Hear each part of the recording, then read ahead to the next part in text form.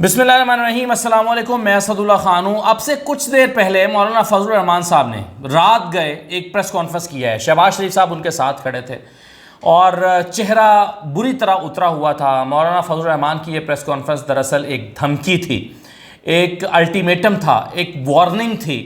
और आज जैसा कि आप जानते हैं सुप्रीम कोर्ट में एक फ़ैसले का दिन है, यानी तवक्को सबको यही है कि आज चूँकि सुबह 9 बजे कोर्ट बैठ रही है और शाम 4 बजे तक इस मामले को समेटा जा सकता है, आज फैसला आ सकता है।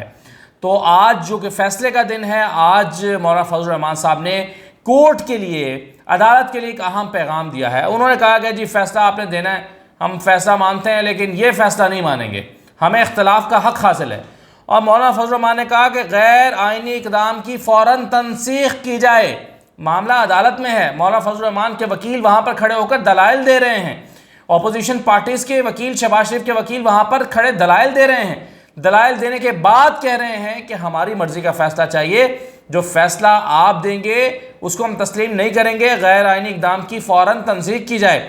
और इससे भी बढ़कर जुमला सुनिए जो मौलाना ने कहा है। उन्होंने कहा कि डिप्टी स्पीकर की रूलिंग को किसी सूरत कबूल नहीं करेंगे।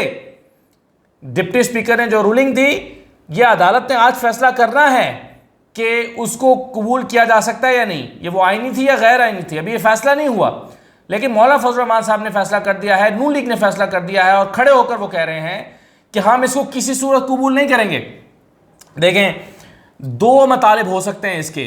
या तो मौलाना फजलुर रहमान साहब और शहबाज शरीफ को कह दिया गया है कि भाई इलेक्शन की तरफ जाना है, इसके अलावा कोई हल नहीं है, और ये प्रेस कॉन्फ्रेंस उन्होंने गुस्से में की है।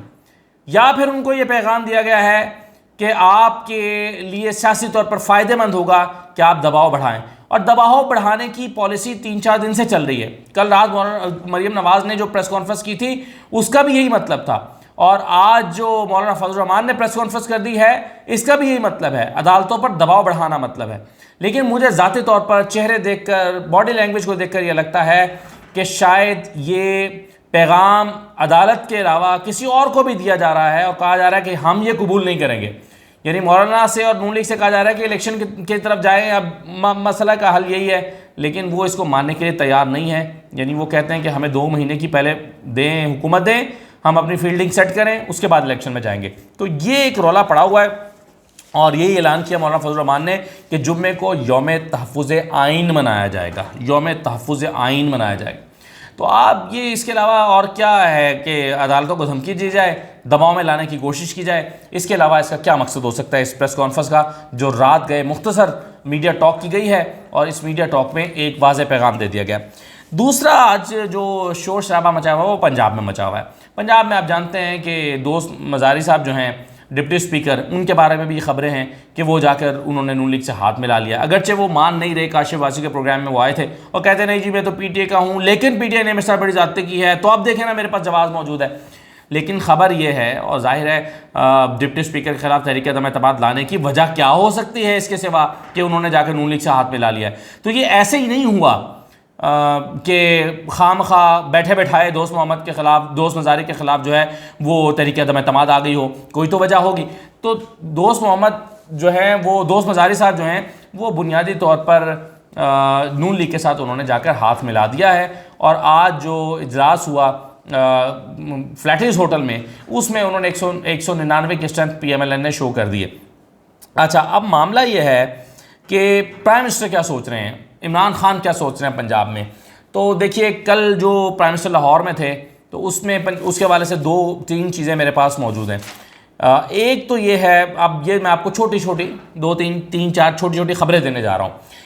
एक ख़बर तो ये है कि वज़ीर आज़म ने कल जब अपनी पार्टी के लोगों से मुलाकात की तो उसमें वो बड़े रिलैक्स्ड मूड में थे, पहले बड़े हंस रहे थे, और उन्होंने अपने पंजाब में लोगों से कहा आप बस इंजॉय करें, आप बस इंजॉय करें। और ये वो जुमला है जो उन्होंने वफाक में जो 3 अप्रैल को जो इजलास हुआ था उससे एक दिन पहले जो इमरान खान को इंटरव्यू दिया था उसमें भी कहा था कि कल जो कुछ होगा उसको कौम इंजॉय करेगी। तो यहाँ पर भी वो चिल मूड में दिखाई दिए, कल उन्होंने कहा कि आप इंजॉय करें।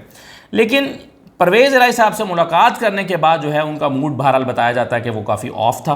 उसमें शायद उनको ये सूरत हाल से आगाह किया गया होगा, दोस्त मज़ारी वाली अपडेट उनके पास आ गई होगी तो उसमें वज़ीर-ए-आज़म का मूड थोड़ा सा ऑफ था कि परवेज़ इलाही साहब चीज़ें शायद मैनेज नहीं कर पाए और वो डिफ़ीट की तरफ लेकर जा रहे हैं। लेकिन जो करीबी लोग हैं और जो बाखबर लोग हैं पंजाब में, वो कहते हैं कि इमरान खान के पास पंजाब में स्ट्रैटेजी मौजूद है, लेकिन इस स्ट्रैटेजी के भी कार्ड्स उन्होंने छुपा के रखे हैं। और वफाक जैसे उन्होंने सीग़ा राज में रखा था कि वो क्या करेंगे, ऐसे पंजाब भी सीग़ा राज में रखा हुआ है कि वो क्या करेंगे। अब बहरहाल उनकी स्ट्रैटेजी क्या होगी ये देखना पड़ेगा। दोस्त मज़ारी साहब को कौन लेकर आया, किसने मिलवाया है इनसे, मरियम हमजा शहबाज से और नून लीग से कौन करीब लेकर आया? वैसे तो ख़ुद भी दोस्त मज़ारी साहब जो हैं वो एक बड़े सियासी घराने से ताल्लुक़ रखते हैं, बल्कि शहर मज़ारी के वो पोते हैं, बड़ा सियासी घराना है उनका। लेकिन मौजूदा हालात में मेरी इत्तलात ये हैं कि मुस्लिम लीग नून की MPA और मरियम नवाज़ की करीबी दोस्त हैं हिना परवेज़ भट्ट, उन्होंने काफ़ी किरदार अदा किया है इनको करीब लाने में, और उन्होंने जो है वो ये मुज़ाकरात करवाने में अपना एक रोल प्ले किया है, ये मेरी ख़बर है। बहरहाल एक ख़बर मैं आपको और देना चाहता हूँ और वो बड़ी ख़तरनाक है। ये तो अभी जो पहले मैंने दिया है तो चलें एक मासूम सी खबर थी, लेकिन अब जो मैं ख़बर देने जा रहा हूँ, इस्लामाबाद के 2 जर्नलिस्ट हैं, सीनियर जर्नलिस्ट हैं, एक अभी भी जर्नलिस्ट हैं और एक कुछ अर्सा पहले जर्नलिज़म, प्रॉपर जो जर्नलिज़म थी वो छोड़ चुके हैं, लेकिन सारी उम्र उन्होंने की जर्नलिज़म ही है।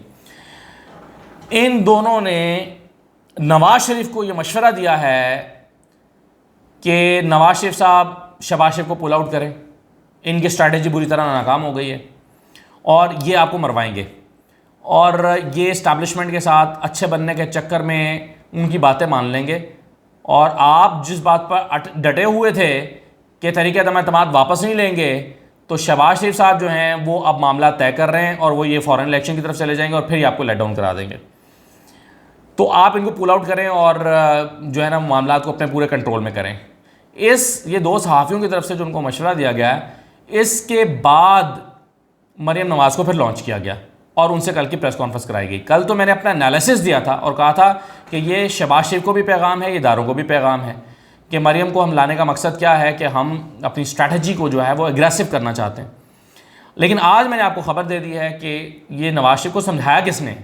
नवाज़ शरीफ को समझाया है 2 इस्लामाबाद के सहाफ़ियों ने, जिनमें से एक तो अभी भी कॉलम निगार हैं, सहाफ़ी हैं, लेकिन दूसरे जो हैं वो अब उस तरह से जर्नलिज्म तो नहीं करते, लेकिन बहरहाल उनकी पहचान एक सहाफ़ी के तौर पर ये सारी उन्होंने सहाफ़ती की है।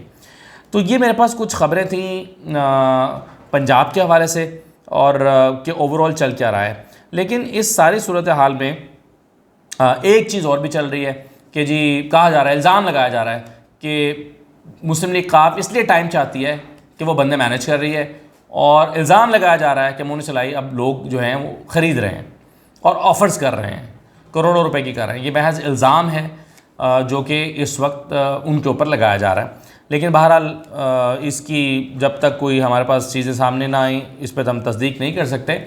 लेकिन बहरहाल चौधरी बरादरान भी अपना ज़ोर लगा रहे हैं, मोनी सलाई भी अपना ज़ोर लगा रहे हैं, तो देखें वो पंजाब में क्या कर पाते हैं। इस वीडियो की जो सबसे अहम ख़बर है वो वही है जो मैंने सबसे पहले आपके साथ शेयर की है कि मौलाना फजल रहमान साहब जो हैं वो एग्रेसिव स्ट्रैटेजी के साथ आ गए हैं और उन्होंने ये फ़ैसला किया है कि वो सुप्रीम कोर्ट को धमकी देंगे, और आज उन्होंने धमकी दी और कहा कि हम ये फ़ैसला जो आप अगर करेंगे स्पीकर की रूलिंग के हवाले से, वो किसी सूरत हम कबूल नहीं करेंगे। अब आज देखें डिसाइसिव डे है, क्या फ़ैसला सुप्रीम कोर्ट से आता है। इजाज़त दीजिए, अल्लाह हाफ़िज़।